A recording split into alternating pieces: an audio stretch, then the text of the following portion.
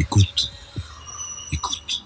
Bonjour, mon invité aujourd'hui est Bastien Alex, chercheur à l'IRIS et qui est responsable au sein de cette institution de l'Observatoire Défense et Climat. Vous avez travaillé sur les questions d'environnement, de protection du climat et ses impacts stratégiques. Quel bilan tirez-vous de la COP24 qui vient de s'achever à Katowice aujourd'hui ? Alors la COP24 apparaissait au départ comme une COP technique, mais elle est bien tout autant politique que la COP21, donc qui nous a permis d'arriver à l'accord de Paris en 2015. L'idée de cette COP, c'est tout simplement de parvenir à l'élaboration du règlement de mise en œuvre de l'accord de Paris. Pour l'instant, l'accord de Paris existe. Maintenant, pour qu'il soit effectif et rentre véritablement en œuvre à partir de 2020, il faut décider de ses modalités d'application. Et évidemment, c'est des débats qui sont très politiques. L'objectif numéro 1, bien sûr, c'est de travailler d'abord au rehaussement des ambitions de réduction des émissions. Vous savez qu'on doit limiter l'augmentation de la température à 2 degrés d'ici 2100, et pour cela, il faut agir sur les émissions de gaz à effet de serre. Donc l'idée, c'est encore une fois de se répartir l'effort, ce qu'on appelle le burden sharing, donc se répartir l'effort de réduction des émissions. Et évidemment, là-dessus, il y a des dissensions assez fortes entre les États qui ont été aussi causées par la décision de certains de vouloir sortir des accords. Donc ça, c'est le premier objectif, parvenir à un rehaussement des réduction d'émissions, puisque pour l'instant on n'est pas du tout sur cette trajectoire de 2 degrés, voire 1,5 degré qui a été donc tracée par le GIEC, sur laquelle les États se sont entendus en 2015. On est plutôt sur une trajectoire de 3,2 degrés, et là c'est pas du tout la même chose. Ça c'est donc le rapport sur les émissions, le gap sur les émissions qui nous l'a fourni, cette appréciation.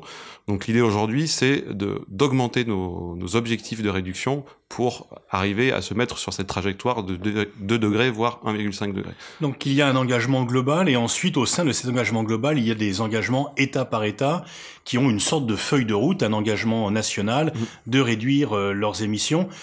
Comment cela se passe ? On a quand même beaucoup parlé d'un échec par rapport à cette COP24 qui s'est tenue en plus avec un président polonais qui a accueilli en tenue de mineur le secrétaire général des Nations Unies.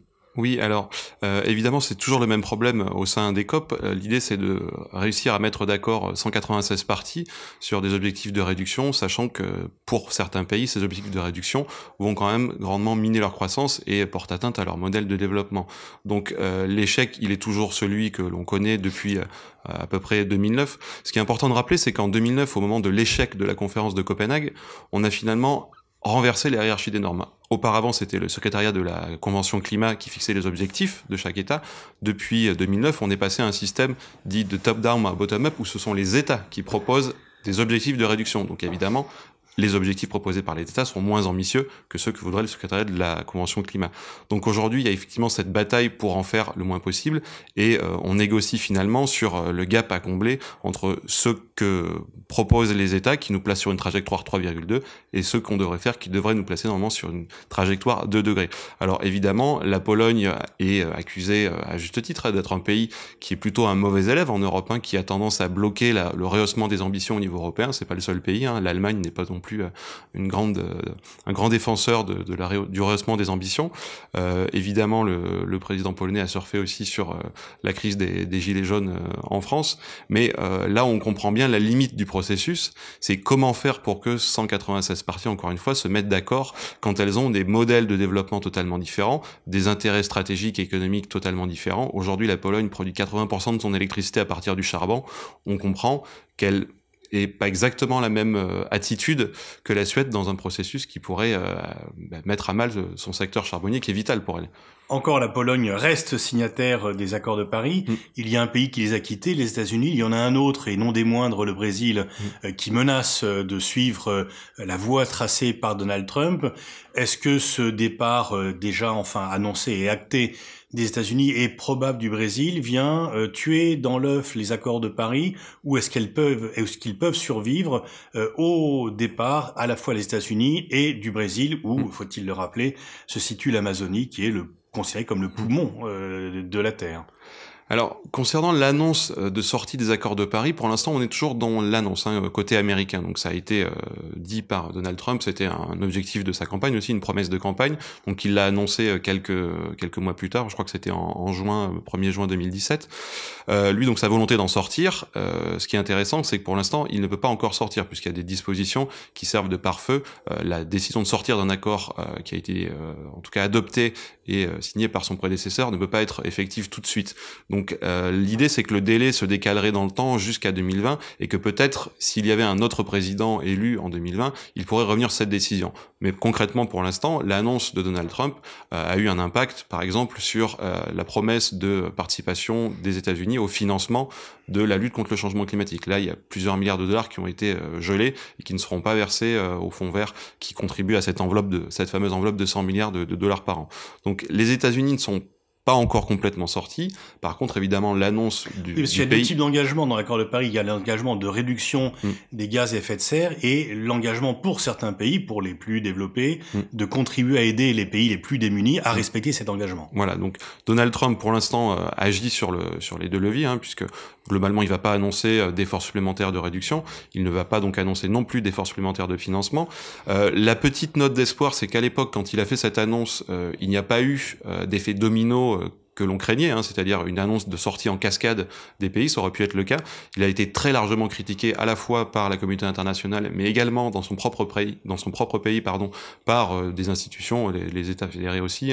La Californie est en pointe sur la lutte contre la position de l'administration américaine, ce qui nous fait dire que ce dont on a besoin, c'est peut-être plus des États-Unis que de l'administration Trump dans la lutte contre le climat. Et à la fois des entreprises, des collectivités ont pris l'engagement de respecter en principe les accords de Paris, de respecter leur logique. La ville de New York, la Californie, qui sont quand même des acteurs importants. Oui. Donc ça c'est, on va dire, Mais par contre, eux ne financent pas. Ils ne participent pas au fonds vert. Ils vont limiter leurs émissions à effet de serre, mais ils ne vont pas participer au financement de la lutte globale. Alors, ce qui est intéressant dans les évolutions récentes des négociations, c'est qu'on voit que les acteurs non étatiques se positionnent aussi maintenant sur les financements. Enfin, ça fait longtemps, mais en tout cas, il y a une volonté parfois qu'on note de prendre le relais vis-à-vis des États qui peuvent se désinvestir du processus. Donc ça, c'est quelque chose de notable et d'important qui permet, alors non pas d'atteigner totalement la portée du discours du président américain, mais en tout cas, dans les effets, ça permet de limiter l'impact du retrait à venir peut-être des Américains. Alors côté Brésil, effectivement, ça a été annoncé pendant la campagne, Bolsonaro voulait sortir des accords de Paris, qu'il considérait comme délétères pour l'économie brésilienne. C'est une position sur laquelle il est légèrement revenu aussi, je crois, entre les deux tours, en disant que, pour l'instant, il considérait possible pour le Brésil de rester dans les accords, à la condition que leur application ne mette pas en péril l'économie brésilienne. Alors là aussi, il y aurait beaucoup à dire, mais on sent qu'il a un petit peu rétropédalé. Le problème aussi donc de cet accord de Paris, c'est qu'il n'est pas contraignant, que les États peuvent décider d'en sortir sans être victimes de sanctions, mais ça fonctionne sur un système qu'on appelle blame and shame, finalement de respect de la parole donnée, et la pression peut être exercée par les autres États partenaires à travers d'autres moyens. Par exemple, certains observateurs évoquaient la possibilité pour le Brésil d'être mis en défaut par ses partenaires s'il veut signer des accords de libre-échange ou s'il veut favoriser l'exportation de ses marchandises agricoles en Europe. Par exemple, l'Union européenne est globalement fait bloc avec les dissensions qu'on connaît à l'intérieur au niveau allemand et polonais, mais est aussi en mesure de négocier et de contraindre les pays qui veulent accéder à son marché de respecter l'esprit des accords de Paris. Donc c'est comme ça qu'on espère que l'accord pourra être mis en œuvre, et en tout cas les blocages pourront être limités. Mais encore une fois, il n'y a pas de sanctions prévues directement sur les pays qui ne respecteraient pas l'esprit. À l'inverse des États-Unis, la Chine, qui était considérée comme le très mauvais élève de la classe climatique et qui avait signé de façon qui avait un peu surpris les observateurs un accord bilatéral avec les États-Unis avant de signer l'accord de Paris, la Chine, elle, semble respecter et semble finalement vouloir jouer un rôle moteur dans la protection de l'accord de Paris et dans la lutte contre la dégradation climatique. Oui, alors ça, c'est aussi un des éléments qui a permis le succès de l'accord de Paris. Sans cet accord entre Chine et États-Unis à l'aube de la COP 21, il n'y aurait pas eu d'accord à Paris, ça c'est certain. Donc ce binôme qui a été le binôme responsable du renversement en 2009 à Copenhague a aussi permis la signature des accords de Paris. Alors ça a surpris tout le monde effectivement, mais la Chine a une réflexion de longue date sur ce sujet qui est selon moi principalement portée non pas par des exigences environnementales, mais plutôt par une réflexion de long terme sur la capacité du régime chinois à se maintenir dans le temps. C'est un régime, on le sait, autoritaire, mais l'environnement fait partie des sujets de contestation possibles, et le pouvoir chinois s'est rapidement rendu compte qu'effectivement, s'il ne prenait pas en compte le problème de la pollution atmosphérique et les revendications, mais qui n'émènent pas uniquement de la classe moyenne qui s'est fortement développée en Chine ces dernières années, il allait droit dans le mur. Donc il a été obligé d'intégrer ces revendications et ce problème de la pollution de l'air, qui est d'ailleurs un fléau sanitaire assez important. Donc il a dû faire ce changement de trajectoire, et c'est pour cela qu'il s'est investi dans la transition énergétique. En grande partie, c'est pour préserver sur le long terme son assise et préserver le régime. Donc aujourd'hui, la Chine est le premier pays qui investit à la fois dans le solaire et dans le renouvelable. Elle compte pour à peu près la moitié des investissements dans le secteur des énergies renouvelables chaque année. Donc ça représente plus de 150 milliards de dollars. Et c'est une transformation heureuse pour la Chine, pour le régime chinois, mais aussi pour le monde, puisque on rappelle que la Chine est depuis maintenant plusieurs années le premier émetteur. Donc sans transition énergétique en Chine, il est difficile d'imaginer d'impacter ou d'avoir un effet levier important sur la réduction des émissions. On sait qu'il y a 1 million de personnes qui meurent du fait de la mauvaise qualité de l'air en Chine chaque année, que vivre à Pékin correspond à fumer 2 paquets de cigarettes par jour, mais pour la première année, l'an dernier, il y a une baisse de la dégradation de l'air, il y a une amélioration de la qualité de l'air à Pékin. Donc les Chinois ne veulent pas contester le régime, ils peuvent contester certaines actions du régime, et c'est donc en grande partie pour des questions de politique intérieure, si on vous entend bien, que la Chine a pris ce tournant vert. En tout cas, c'est ma conviction. Je pense qu'effectivement, le pouvoir a compris que négliger cette composante de la réalité le mettrait en porte-à-faux et risquait de menacer à terme tout simplement sa pérennité. Donc l'impact il est important, puisque aujourd'hui donc la Chine est le premier porteur d'investissement sur les renouvelables, donc premier pays à installer des nouvelles capacités de production d'électricité renouvelable. Après, il faut bien comprendre que bien que ça soit la locomotive des investissements dans les énergies renouvelables, ça reste un pays qui continue d'investir aussi dans le charbon et dont la contribution à l'effort de réduction est pour l'instant limitée. Je rappelle que la Chine ne fait pas partie des pays qui doivent, eux, absolument respecter un objectif de réduction d'émissions. Ils ont proposé une contribution qui est d'atteindre leur pic d'émissions à horizon 2030. Donc ça veut dire que globalement, les émissions vont continuer à augmenter jusqu'en 2030. Donc ça aussi, c'est un problème. Si la Chine s'occupe de la lutte contre la dégradation du climat pour des raisons d'opinion publique, en France, le gouvernement a renoncé à certains objectifs du fait d'une protestation populaire.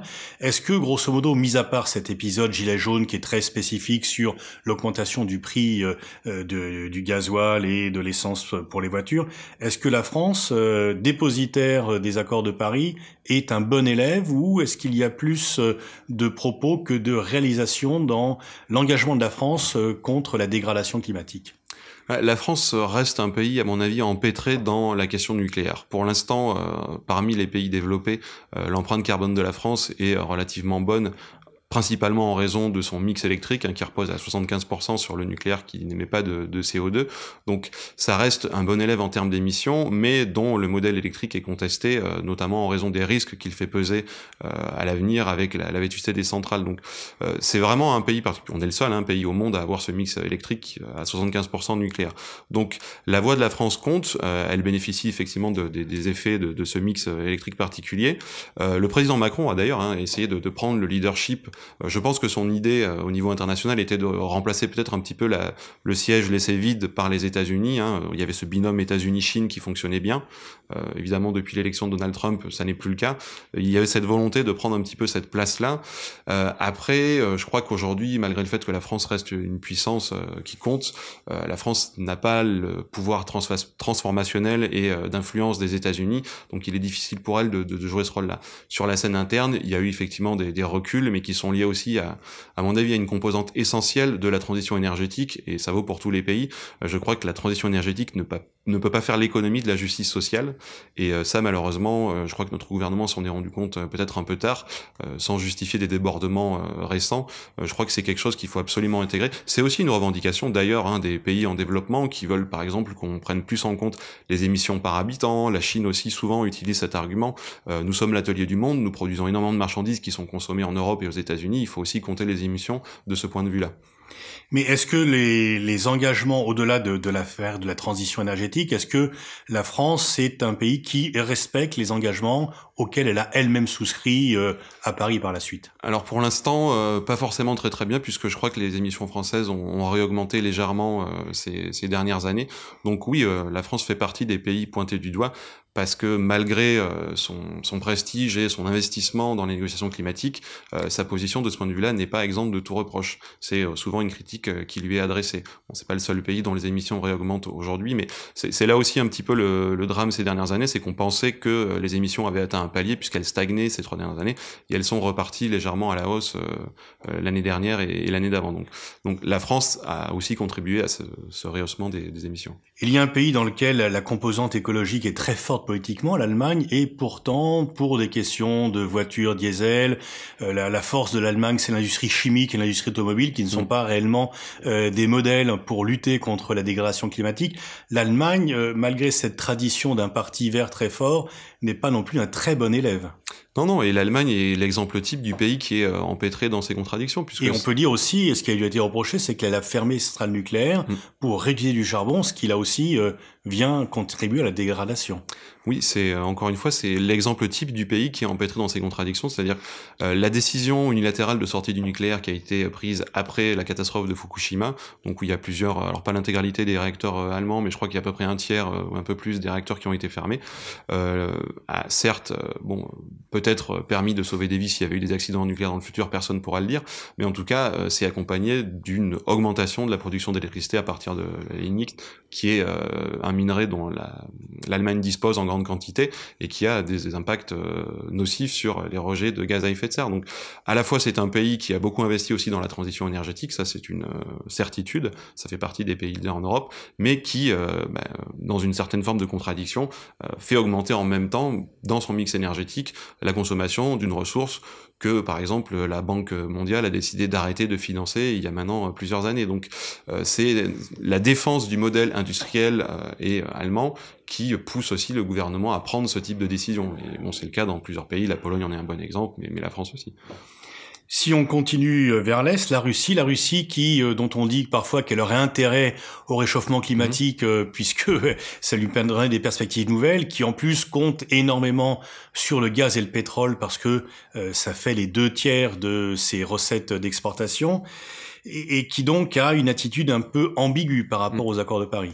Oui, sachant qu'en plus la Russie est un pays clé dans les négociations, je me permets de rappeler, parce que je pense que c'est fondamental, que si on a signé le protocole de Kyoto dans les années 90 et qu'il est rentré en vigueur, c'est en grande partie grâce aux Russes qui ont pris le relais des Américains. Quand les Américains ont décidé de ne pas le ratifier, les Russes se sont portés en sauveurs, mais à leurs conditions, en demandant effectivement que soit utilisé comme année de référence pour la réduction des émissions, 1990, une année qui précédait l'effondrement économique de la Russie, effondrement économique qui a fortement réduit ses émissions de gaz à effet de serre. Donc finalement, quand le protocole est rentré en vigueur, les Russes avaient déjà atteint leur objectif. Donc ça, c'est une habileté de la Russie.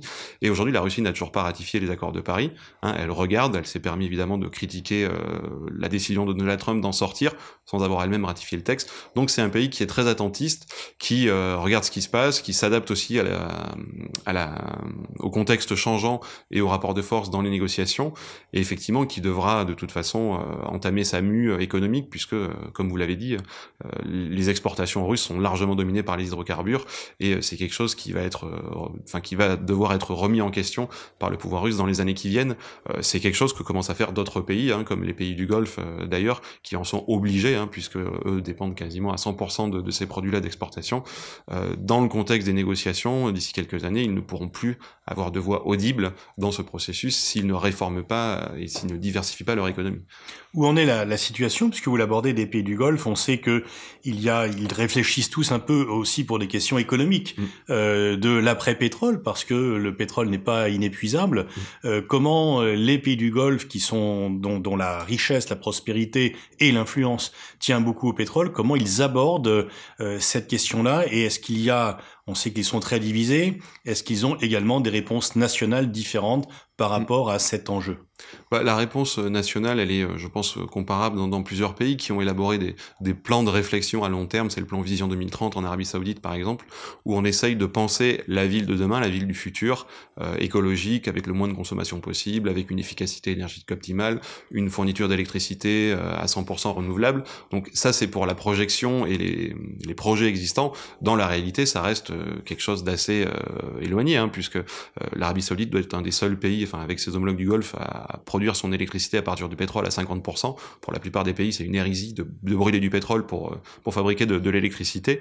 Donc, elle est encore très très dépendante. C'est pas parce qu'il y a une réflexion qui est lancée qu'on observe une diversification en termes de production industrielle ou de biens d'exportation. Donc aujourd'hui, il y a cette crainte de voir le déclassement à l'horizon, tout simplement parce que le modèle économique est remis en question. Mais dans les fondements encore, les changements sont assez peu perceptibles. Il y a des projets, par exemple la cité, la Smart City du roi Abdallah qui est en construction dans le désert. C'est quelque chose d'important effectivement.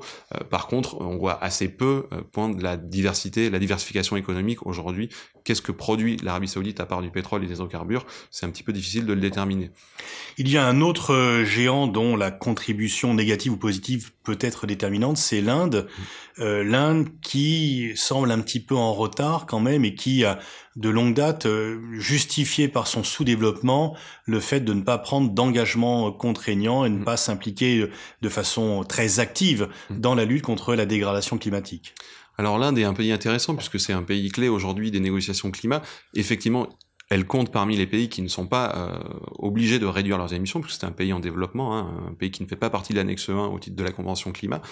Elle a proposé une contribution à l'effort mondial de réduction des émissions, mais qu'elle n'est pas obligée de respecter, du fait de ce statut de pays en développement. Donc, elle est aujourd'hui dans cette position hybride où à la fois elle aime être considérée comme une puissance, mais considérée comme un pays en développement, du fait qu'elle doit sortir quand même plusieurs millions de personnes de la pauvreté, et que c'est un pays... Mais ça a été le cas de la Chine auparavant, et la Chine a pris un autre virage. C'était le cas de la Chine auparavant. Alors, l'Inde est aussi un des investisseurs qui monte en matière de renouvelables, notamment en matière de solaire. C'est le Premier ministre Narendra Modi aussi qui a initié cette alliance solaire au moment de la COP 21. Donc il y a des efforts qui sont faits quand même dans l'investissement et dans l'installation de capacités solaires, d'ailleurs sur certaines prévisions, parce que l'objectif de l'Inde, elle a proposé, elle, de réduire l'intensité carbone de son PIB, donc le nombre d'émissions par point de PIB. Selon certaines estimations, elle serait capable d'atteindre ces objectifs même avant son calendrier, l'idée étant qu'elle produise à peu près 40% d'électricité à partir de sources renouvelables d'ici 2030, pardon. Elle serait en mesure d'y arriver, selon certains, à 2020, grâce aux investissements fournis dans la transition énergétique et l'installation de capacités renouvelables. Par contre, le charbon continue aussi d'être quelque chose de développé dans une assez grande mesure. Mais le discours de l'Inde qui est intéressant, c'est effectivement toujours cette stratégie de mettre en avant les émissions par tête en disant nous ne pouvons pas sacrifier sur l'autel du climat notre développement économique, sachant qu'encore une fois, le concept de responsabilité commune mais différenciée, qui est clé dans les négociations climat, hein, qui fait porter l'effort de réduction principalement aux pays historiquement responsables, hein, donc les pays qui ont connu la révolution industrielle, c'est quelque chose qui a toujours mis en avant l'Inde et qui reste fondamental dans, on va dire, l'agencement des rapports de force au sein des négociations. Alors, si on fait un bilan rapide, est-ce que dans le respect des accords de Paris, dans leur mise en œuvre, est-ce qu'il y a des bons élèves et des mauvais élèves? Est-ce que vous pourriez établir un peu les prix citron, les prix orange? Quels sont les pays qui se distinguent de façon positive et ceux qui se distinguent de façon très négative? Ouais, globalement, de toute façon, on attend tous, de la part de tous les pays de l'annexe 1, donc les pays développés qui doivent augmenter leurs émissions, des efforts. Donc je dirais que pour l'instant, il y a assez peu de pays qui jouent le jeu. Parce qu'encore une fois, on est sur cette trajectoire 3,2 alors qu'on veut une trajectoire 2 degrés, voire 1,5, donc l'effort est énorme à faire. Donc je dirais que les mauvais élèves sont évidemment ceux qui sont trop dans la défense de leur modèle industriel ou économique. Alors en Europe, ça peut être effectivement la Pologne ou l'Allemagne. L'Afrique du Sud aussi est un pays intéressant, puisque pays africain aime à se présenter comme une puissance régionale, voire une puissance mondiale, hein, dans le cadre des BRICS, mais quand ça l'arrange aussi, aime à apparaître comme un pays en développement pour attirer des financements, etc. C'est un pays minier, hein. Donc l'Afrique du Sud à regarder. On attend aussi beaucoup du Brésil parce que c'est un des leaders de demain. Donc il y a je dirais, des mauvais élèves dans les deux camps, c'est-à-dire dans les camps des pays en développement et dans le camp des pays développés. Mais l'idée, c'est de porter à un effort global qui reste raisonnable avec un fond de justice et d'équité, puisque si on doit préserver la justice intergénérationnelle, la justice intragénérationnelle est aussi importante. Merci Bastien Alex pour ce tour d'horizon des pays et de leurs efforts ou de leurs non-efforts dans la lutte contre la dégradation climatique, le tout sur fond de la COP24 qui se tient à Katowice et qui se termine le 14 décembre.